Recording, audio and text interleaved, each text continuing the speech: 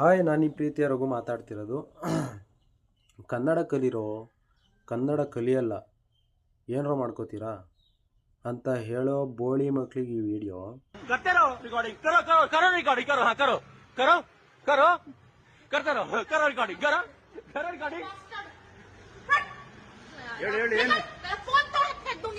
ಏನೇನ್ ಮಾತಾಡ್ತೀನಿ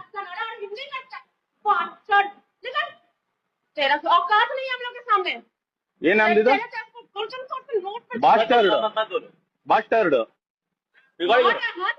ನಾನು ಹೇಳೋದು, ನಮ್ಮ ಕರ್ನಾಟಕಕ್ಕೆ ಬಂದು ತಿನ್ನೋಕ್ಕೆ 3 ಹೊತ್ತು ಊಟ, ಇರೋಕ್ಕೆ ಜಾಗ, ಮಾಡೋಕ್ಕೊಂದು ಕೆಲಸ, ಹಾಕೊಳ್ಳೋಕೆ ಬಟ್ಟೆ, ಇವರು ಹೆಂಡ್ರು ಮಕ್ಕಳು ಸಾಗೋಕ್ಕೆಲ್ಲ ನಮ್ಮ ಕರ್ನಾಟಕ ಬೇಕು. ಆದರೆ ನಮ್ಮ ಕನ್ನಡ ಭಾಷೆ ಕಲಿಯಲ್ಲ.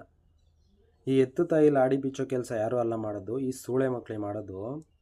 ಇವರು ಬೇರೆ ರಾಜ್ಯಗಳಿಗೆಲ್ಲ ಹೋದಾಗ ಆ ಭಾಷೆನ ಮಾತಾಡ್ತಾರೆ, ಆದರೆ ನಮ್ಮ ಕರ್ನಾಟಕಕ್ಕೆ ಬಂದಾಗ ನಮ್ಮ ಭಾಷೆ ಮಾತಾಡಲ್ಲ ಅಂತ ಎಷ್ಟು ದೌಲತ್ತಾಗಿ ಹೇಳ್ತಾರೆ. ಇಂಥ ನನ್ನ ಮಕ್ಕಳಿಗೆ ರೋಡಲ್ಲಿ ಬಟ್ಟೆ ಬಿಚ್ಚಿ ಕಲ್ಲಲ್ಲಿ ಹೊಡಿಬೇಕು, ಆಗಲೇ ಬುದ್ಧಿ ಬರೋದು. ಆದರೆ ನಮ್ಮ ಜನ, ನಮ್ಮ ಸ್ಟೇಟ್ ಅಷ್ಟೇ ಅನಿಸುತ್ತೆ ಕನ್ನಡ ಮಾತಾಡಿ ಅಂತ ಇಲ್ಲಿ ಹೇಳೋದು. ಆದರೆ ಬೇರೆ ಸ್ಟೇಟ್ಗಳಲ್ಲೆಲ್ಲ ಹಂಗೆಲ್ಲ ಫೋರ್ಸ್ ಮಾಡಲ್ಲ, ಯಾಕಂದರೆ ಈ ಬೋಳಿ ಮಕ್ಕಳು ಕಲಿತಾರೆ. ಆದರೆ ನಮ್ಮ ಕರ್ನಾಟಕಕ್ಕೆ ಬಂದು ನಮ್ಮ ಕನ್ನಡ ಕಲಿಯಲ್ಲ. ನಮ್ಮ ಜನ ಬಾಯಿ ಮಾತಲ್ಲಿ ಹೇಳ್ತಾರೆ, ಕೇಳಿಲ್ಲ ಅಂದರೆ ಅವ್ರ ಭಾಷೆನೇ ಬೇರೆ ಇದೆ. ಆದರೆ ಹಳ್ಳಿ ಜನ ತುಂಬ ಸ್ಮೂತಾಗಿ ಹೇಳ್ತಾರೆ, ನೀವು ಕಲಿಯಲ್ಲ ಅಂದರೆ ಅವ್ರು ಬಿಡಲ್ಲ.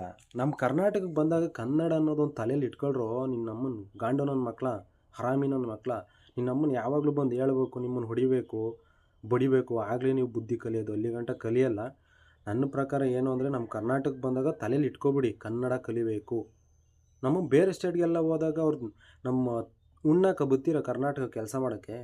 ನೀವು ನಮ್ಮನ್ನು ಹೋಗಿ ನಿಮ್ಮ ರಾಜ್ಯದಲ್ಲೇ ಮಾಡ್ಕೊಂಡಿರಿ, ನಮ್ಮ ರಾಜ್ಯಕ್ಕೆ ಯಾಕೆ ಬರ್ತೀರಾ?